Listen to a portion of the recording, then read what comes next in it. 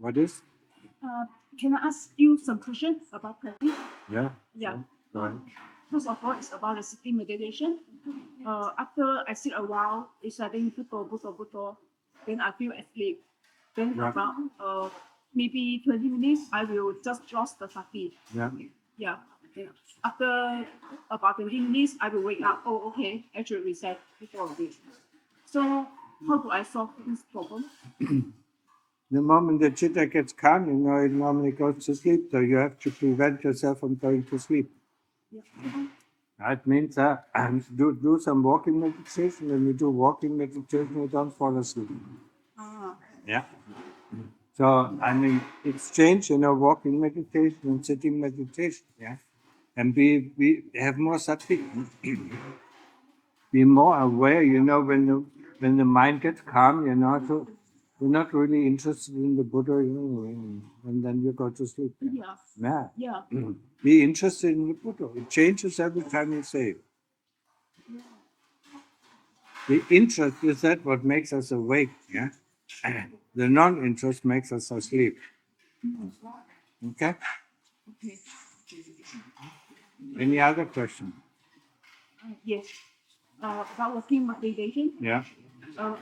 Basically, I use three methods. The first method is left legs, push, right leg forward. No. Just walk normally and walk fast. Oh, okay. Yeah. And just stay with the Buddha. Yeah. When you do walking meditation, I mean, when you stand at the beginning, you say, okay, this one path, you look at towards the end, this one path, I will be with the Buddha. Yeah. Okay. And then you look 1 meter ahead, not left, not right, until you reach the end of the path, and then you check yourself if you have been with the Buddha all the time. Yeah. And then you turn around and say, okay, this one path, I will be with the Buddha. Just one path. So each time you turn around, you determine again, yeah, this one path, yeah. Okay. So in between, I will not have other thoughts. No, Just Buddha. yeah. Okay. For one path, it's it's even half a path, yeah. The mind goes off, yeah. But when you have to turn around, that is where you determine again, yeah. Okay. Okay. Do I need to, when I do walking meditation, do I need to set a time? For example, okay, I want to walk 1 hour. Yeah, I mean at least 1 hour. It is 1 hour. Yeah. But you can do it walking as long as you want. Okay. It's the same for sitting, at least 1 hour. Huh? And I mean, if it is longer, it's okay. Huh? Okay. Okay. And also, do I need to determine, okay, I need to practice for 6 hours. Then in these 6 hours, I will do exchange sitting meditation and walking meditation. 6 hours is not enough. You At least 10 hours. Yeah. mean continuous 10 hours or I mean, 6 hours continuous is okay. Yeah. And then during in the morning 6 hours, in the evening 6 hours. Yeah. And also, I have last question. I'm thinking to try fasting for 1 day. I'm not sure if you have. No. At the moment, it's not good. Good. No. I mean, once you get really good, in your practice, I mean, then fasting helps. Yeah? But at the moment, it doesn't help. Thank you very much.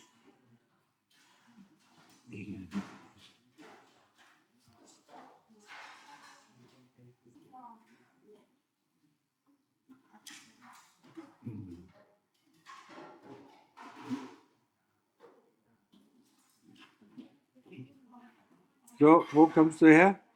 Ich kom her for meditering.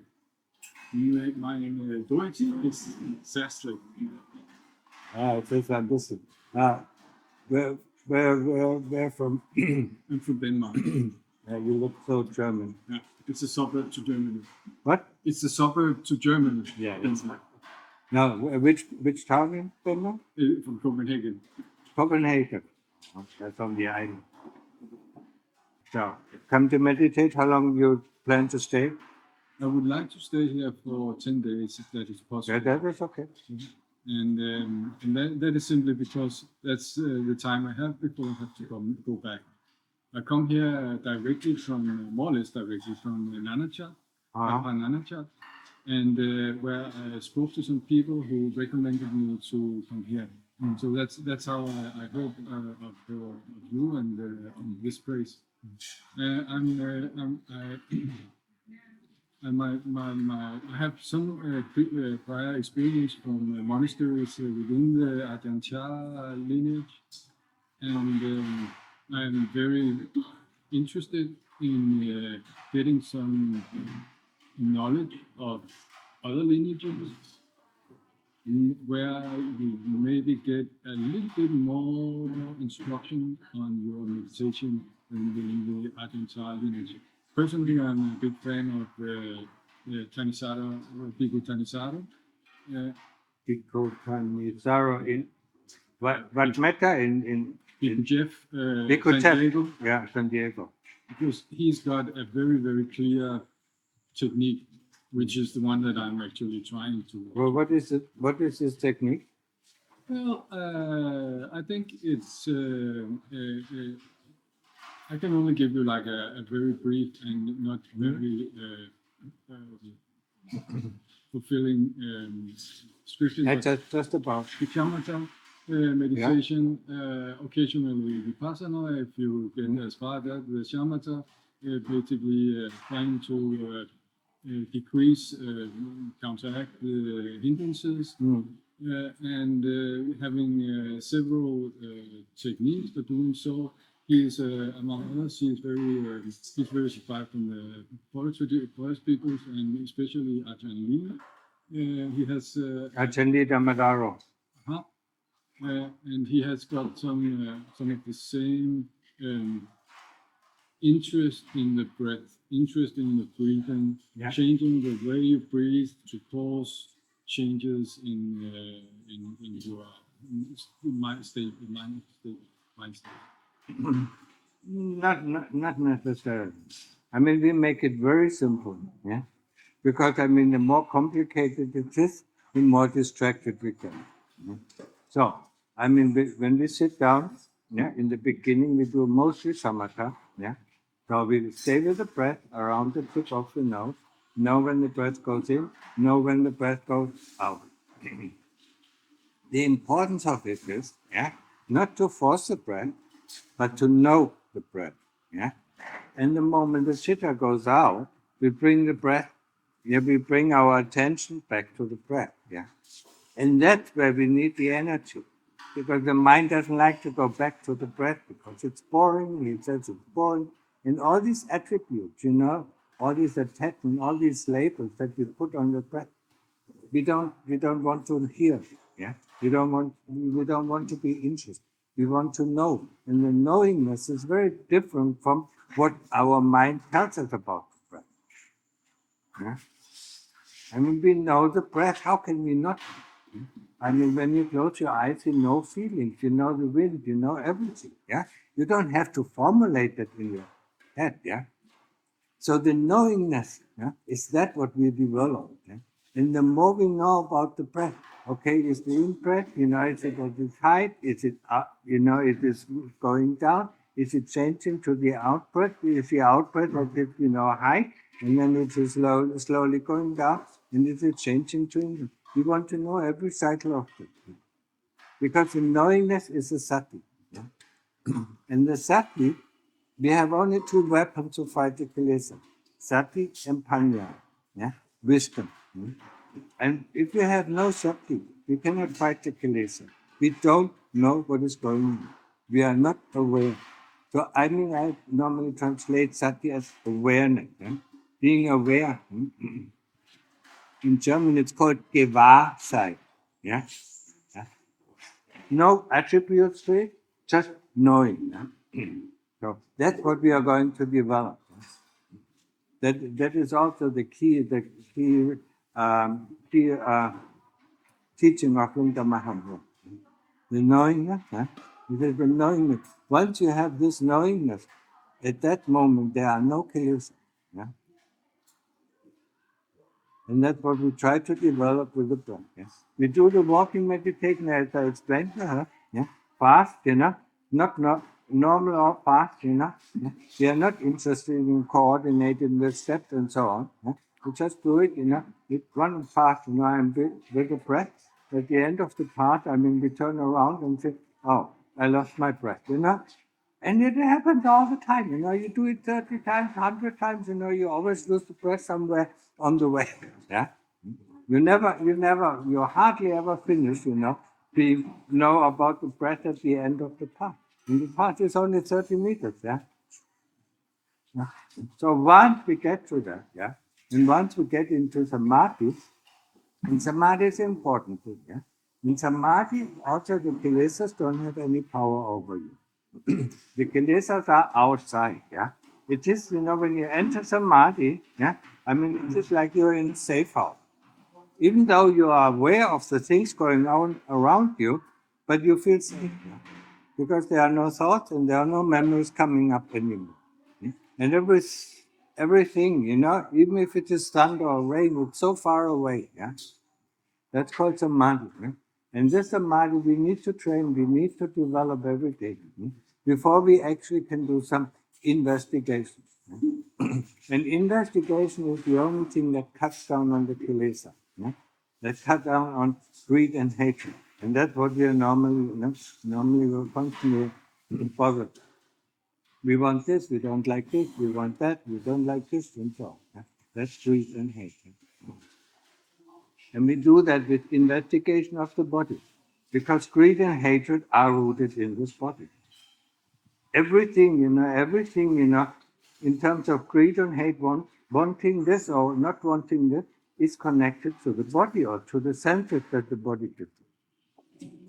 So that's why we have to investigate it and see for what it is. Yeah?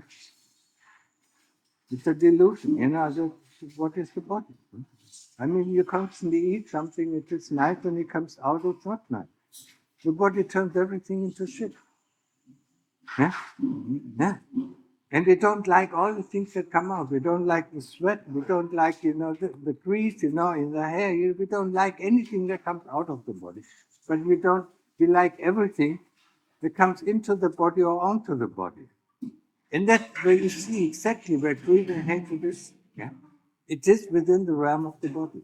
That's why we have to destroy the body. Yeah? See the loathsomeness of the body. And the more we see the loathsomeness, the more our greed and hatred will be reduced. That is how we fight with it. Yeah? Of course, like Ajahn says, that we don't give in to the kilesas when we see them. Yeah? Yeah, that is, but that doesn't solve the problem. The problem is solved by understanding the nature of the body. That's how we solve the problem. Okay? Mm-hmm.